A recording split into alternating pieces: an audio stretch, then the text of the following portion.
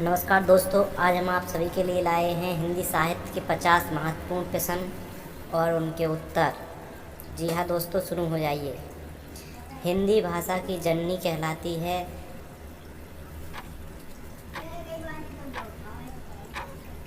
संस्कृत। जी हाँ दोस्तों,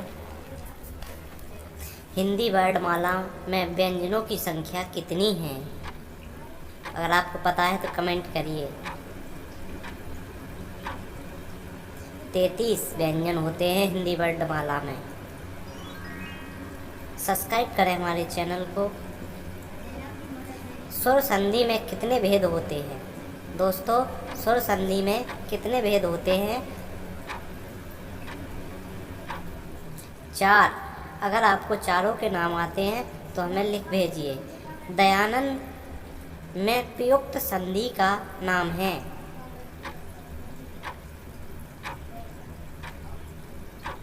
दीर्घ संधि।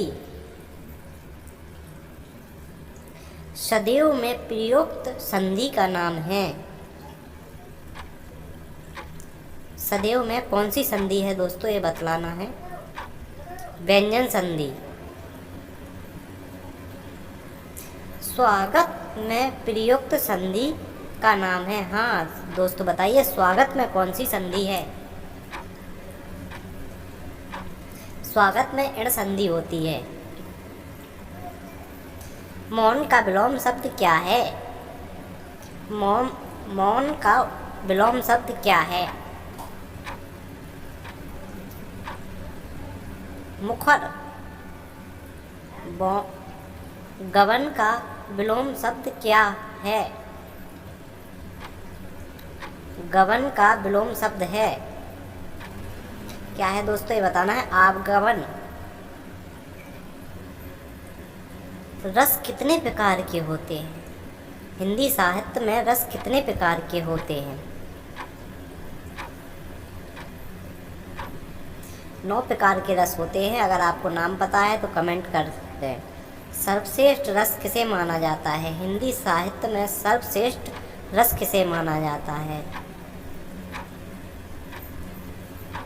श्रृंगार रस को। कवि बिहारी मुख्यतः किस रस के कवि हैं?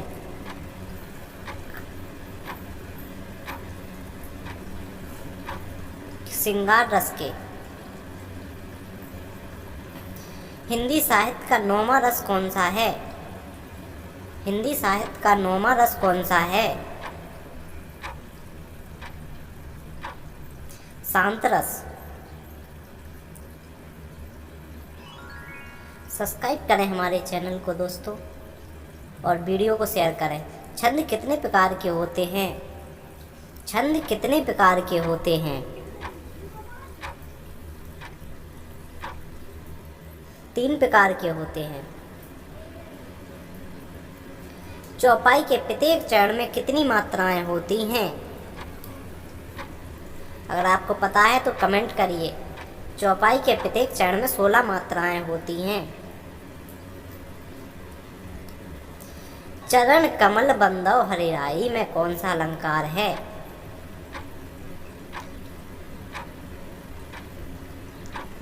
इसका आंसर है रूपक अलंकार। प्रेम वाटिका के रचयिता हैं? जी हाँ दोस्तों, बताइए प्रेम वाटिका के रचयिता हैं रसखान जी। रामचरितमानस के रचयिता। कितना इजी क्वेश्चन है, सभी को पता होना चाहिए और सभी कमेंट करेंगे। रामचरितमानस के रचयिता हैं गोस्वामी तुलसीदास जी। रानी केतकी की कहानी के रचयिता है? रानी केतकी की कहानी आप लोगों ने पढ़ी होगी, उसके रचयिता कौन है बताइए। रानी केतकी की कहानी के रचयिता हैं ईसा अल्लाह खां। आषाढ़ का एक दिन के रचयिता। आषाढ़ का एक दिन ये मोहन राकेश द्वारा रचित है। दोस्तों, वीडियो को लाइक करें और अपने दोस्तों के साथ शेयर करना ना भूलें। हिंदी गद्य का जन्मदाता किसे माना जाता है? हिंदी गद्य का जन्मदाता किसे माना जाता है? भारतेंदु हरिश्चंद्र। किस काल को स्वर्ण काल कहा जाता है? हिंदी के किस काल को स्वर्ण काल कहा जाता है? भक्ति काल को। ज्ञानपीठ पुरस्कार किस लिए दिया जाता है? आप लोगों को ये बताना है किस क्षेत्र में ज्ञानपीठ पुरस्कार दिया जाता है। तो इसका सही है हिंदी भारतीय भाषाओं में साहित्यकारों की रचनाएं हेतु।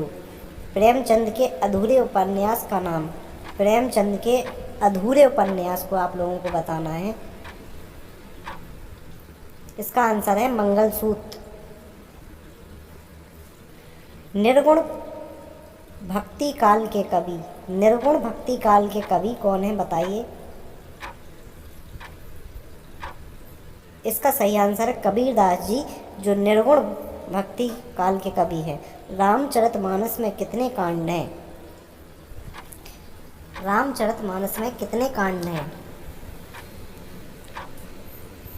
7 कांड हैं। अगर आपको नाम आते हैं तो आप हमें कमेंट करिए। गागर में सागर भरने का काम किस कवि ने किया है?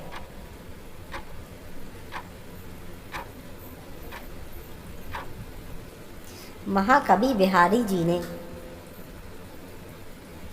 कथा सम्राट किसे कहा जाता है? जी हाँ दोस्तों, कथा सम्राट किसे कहा जाता है? मुंशी प्रेमचंद जी को। एक भारतीय आत्मा किसे कहा जाता है?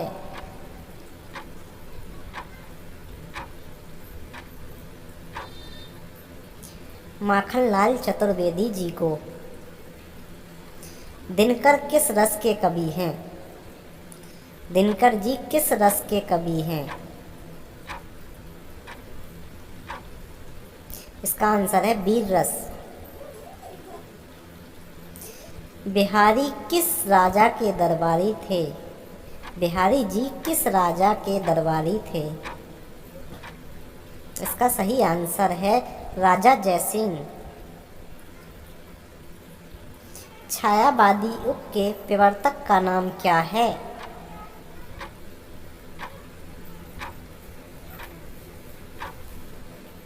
जयशंकर प्रसाद। ढाई अक्षर प्रेम के पढ़े सुपंडित होय के रचयिता कौन है? इस पंक्ति को किसने लिखा था? कबीरदास जी ने। तरवर फल नहीं खात हैं, सरवर पियत न पान के रचयिता कौन है? प्रस्तुत पंक्ति के रचयिता है रहीमदास जी। मृगनयनी उपन्यास के रचयिताकार हैं। मृगनयनी उपन्यास किसने लिखा है? वृंदावन लाल वर्मा जी ने। वीर रस का स्थायी भाव क्या है? वीर रस का स्थायी भाव बताना है।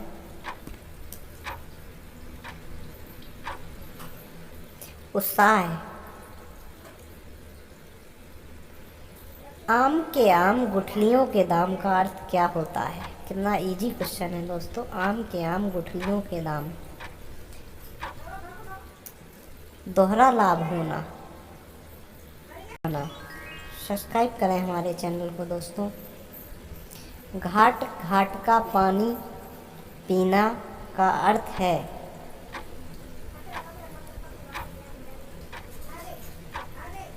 बहुत अनुभवी होना। तेली का बैल होने का अर्थ। दोस्तों तेली का बैल होने का अर्थ बताना है। बुरी तरह काम में लगे। नमस्कार दोस्तों, वीडियो को लाइक करें, सब्सक्राइब करें और दोस्तों के साथ शेयर करना ना भूलें। हमारे चैनल को सब्सक्राइब भी कर लें। धन्यवाद।